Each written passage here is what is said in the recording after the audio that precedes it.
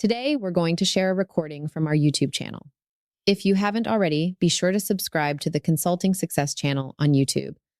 I'll now turn it over to Michael.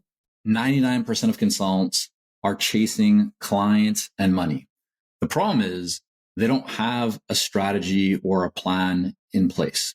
So in this video, what I'm going to do is walk you through a few of the fundamentals, the keys that will help you to rise above your competition when you put them into practice. Number one, be very specific. I know it's counterintuitive, but less is more and focus is key in the business of consulting, especially when you are a solo consultant or a small firm owner.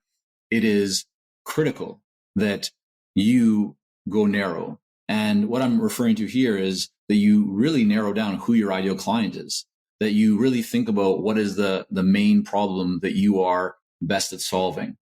And that you don't try and be all things to all people or offer tons of different services.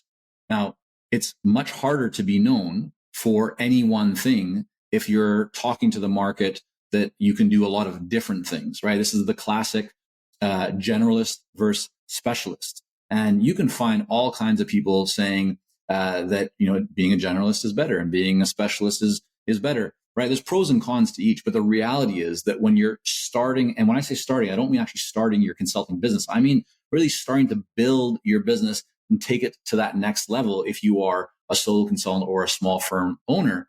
And so here, right, if you're trying to offer, if you have 10 different services, if you have a big kind of laundry list of here's everything we can do for you, well, you end up not being known for anything because you're trying to be known for too many things, right? If you think about how the human mind works and how most people remember things. If you say that you are, you do one thing, that's what people remember.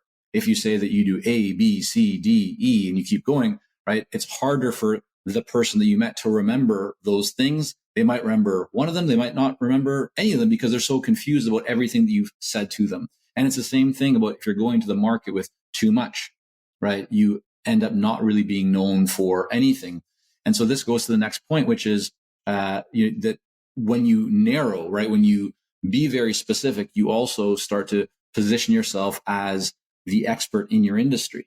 While the others around you might be saying, we do this and we do that, if you're very specific about who you help or the industry that you work in, right, the problems you solve, the results that you create, and you create a body of work around that, meaning articles, podcasts, videos, right, social, whatever it is that you're doing, that is helping you to really communicate value and to demonstrate your knowledge, your skill set, your authority, your expertise, right? All of that around a specific body of work, right? A specific focus. Again, specific is the key word here, right? Not general, not broad, not wide, right? Then you become known for something. Therefore, right, you are viewed as the expert, and experts, as everyone knows, and you yourself likely, understand as well, that experts can command higher fees.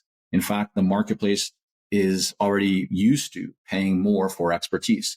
All of us in our own lives have probably experienced the same thing, that when you're going to, for example, a general practitioner doctor, you're usually going to pay less. And depending on where you live in the world, you might not pay anything. But in terms of how much that person earns, they'll usually earn less than, for example, a brain surgeon, right? The level of expertise, solving, kind of a more specific, challenging problem, you might say, compared to a very broad range of lesser problems. I don't mean lesser from the medical sense. Obviously, there's all kinds of issues that people go to a general doctor for, but I hope you get the idea of what I'm referring to here. And I know a common kind of counter or concern with this is, well, won't I, leave a lot of opportunity on the table?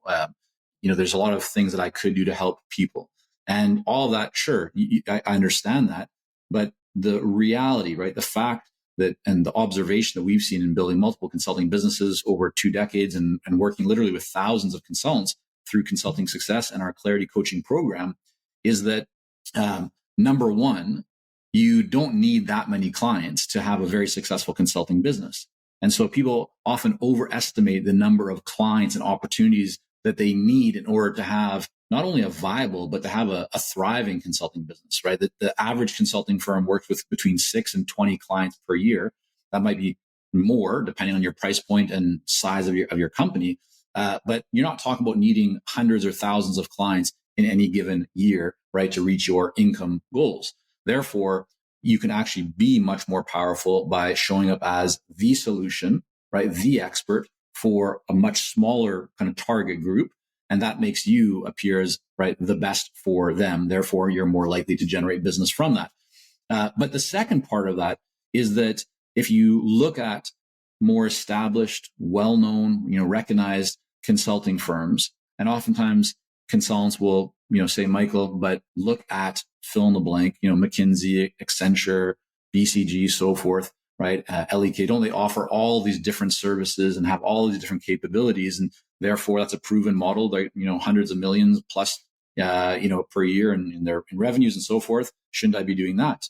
And the answer is no, because that's not what they did when they started. That's what they're doing today, because they've built up to have essentially many smaller companies within one company, right? Each department, each area of capability has kind of quote unquote experts or people focusing in on that one area.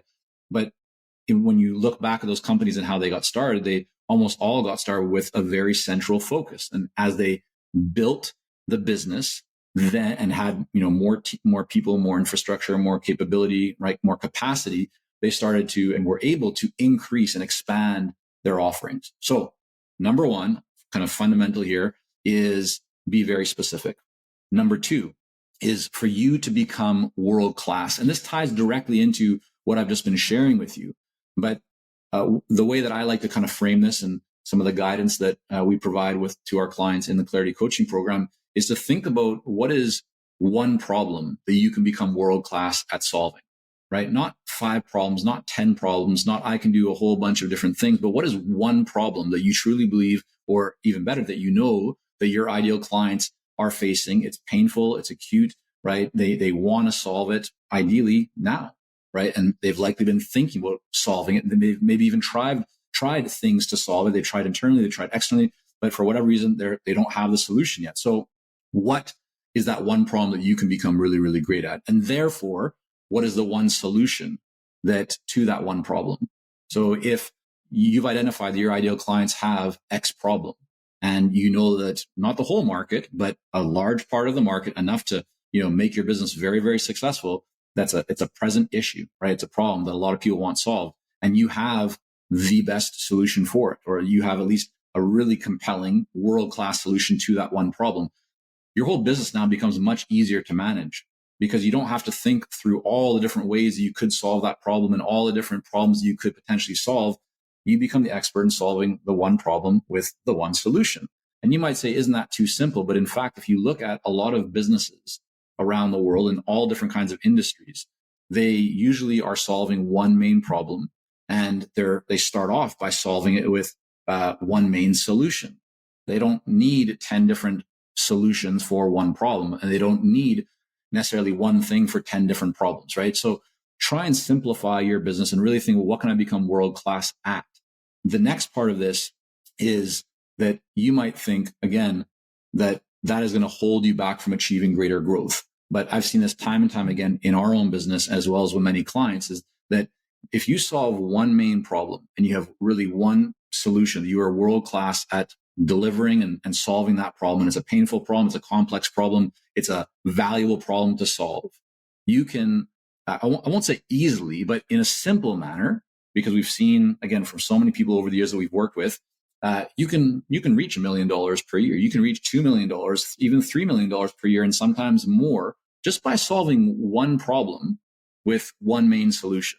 So you don't, to have a 7 or a multi-7 figure business, you actually don't need as many offers and, ideas and services and so forth as you might think that you do. All right, let's talk about number 3. So the third fundamental kind of concept here that I want to share with you is don't get bogged down. And what I mean by that is it's very easy. I think, you've probably experienced in one form or another this concept of the idea of the shiny object syndrome, right? There's a lot of tools, especially now with AI, right? There's lots of stuff out there that is exciting to think about. And you can see videos about it. You can hear people talking about it. Essentially, you can be drawn into the excitement and the allure of using these things. And so the technology, the tools, the systems, the automations, like all this stuff, right? You can make the case in your mind logically of how this will add great value to your business, how it'll make your life easier, how it'll make it more efficient and effective, right? So on and so forth. The problem is that many of these tools and automations and, services and so on and so forth aren't actually necessary until you actually, you reach 7 figures and beyond, meaning $1 million plus. In some cases, you don't need that many tools to have a $1 million, $2 million business. And so what I see quite often is that people overcomplicate business building. And especially because there's a lot of great people out there in terms of great marketers. They know how to market to you. They get you excited about their product or service or tool or technology or automation. They're great at storytelling. They're great at, getting you wanting to use that. But the challenge is, number one, again, you usually don't need it right then and there. Like, it can add value for you, but to learn that tool and to take the time to get it set up and use it consistently, that takes time. And that means it takes time for you to do that away from the things that actually matter. For example, focusing on having conversations with buyers. So consider that, right? Of course, there's expense in terms of buying tools, setting them up, and it could add up to thousands of dollars you're spending on tools. But if those tools or services or automations or technology, if they're not really solving a key problem in your business, if there's some way that you can kind of get around it, for example, using a spreadsheet or using one service instead of maybe 3 services or tools right away, then keep using those, keep using what's working for you until it really gets to a point where it's breaking. And then at that point, explore, is there some way to solve this, to kind of patch it up right now? Or are we at a point in our business where it actually makes sense for us to make a significant investment of time and money to have a bigger, more robust solution?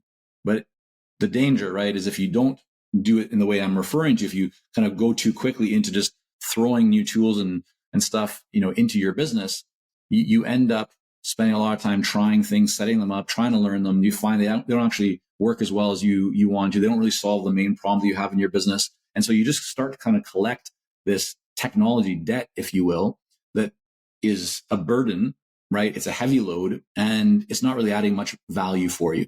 All right, so let's talk about the 4th fundamental. And that is really just like the overall fundamentals of running a consulting business, which the first thing I'd say is getting in front of your ideal clients. Well, how do you do that? Many different ways that you can, but you want to make sure that you are on the radar of your ideal clients. They need to know that you exist, and they need to know what you stand for, which means they need to know what are the problems that you solve and what are the solutions that you use. But the most important thing is they need to know that if I have the X problem or if I want Y result, that this person or this company is a leader in that space. So how do you get to that position? Well, you get to that position through content, meaning writing articles, doing videos like this, right? Going on podcasts, speaking at events, delivering online trainings for associations, right? Doing outreach where you share valuable information with ideal clients. And you don't just do this once. You don't just do it for a season. You don't just do it for one campaign. This is a fundamental, part of it's like a cog in the engine, if you will, that if you remove the cog, the engine won't run optimally. And it might still run for a period, but after a while, it'll start to break down.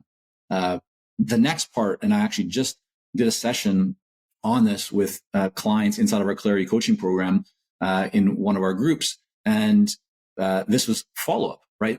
If you think about the business that comes to you in a shorter period of time, right? It's maybe, call it, I'll just give it a number, like this circle, right? I'll call it and say, this is the size of 10. But when you look at, and if you're doing follow-up consistently, if you have a system for follow-up and you have the right frequency and you're, the right approach for follow-up, and we teach all this inside of our Clarity program, you can go from 10 to 50 to 100. You increase almost instantly. You can increase the size and the potential pool of business. You increase the likelihood of people reaching out to you and responding to you, and the number of leads, right, and overall conversations you're going to have every single week and every single month. Follow-up is massive, yet it's one of these areas that a lot of consultants neglect. They get busy either with existing client work and delivery, or they just forget because they're working on other things, right? They don't have good reminders. They don't have somebody managing it. They don't have a system. They don't have a proper CRM. lots of different ways to, set up a system. But the main thing is you need to have that. And you really should be doing follow-up consistently, even if you're just using a spreadsheet to start. That's better than not doing it at all. So when you do these things consistently, this is what really makes the difference. This is how you can rise up, beyond 99% of consultants out there who are neglecting and not paying attention to some of the fundamental, I'd say very well-established, proven methods, approaches, mindsets, right? Actions, tactics that lead you to growing a consulting business in a much more strategic way. If you want to see some examples of consultants who have applied these fundamentals into their business and how it's helped them to go to the next level, just look at the link. There should be a link below this video. Click on that and you can see plenty of examples of how people have put these kinds of concepts into practice in their consulting business and how it's helped them to grow to that next level.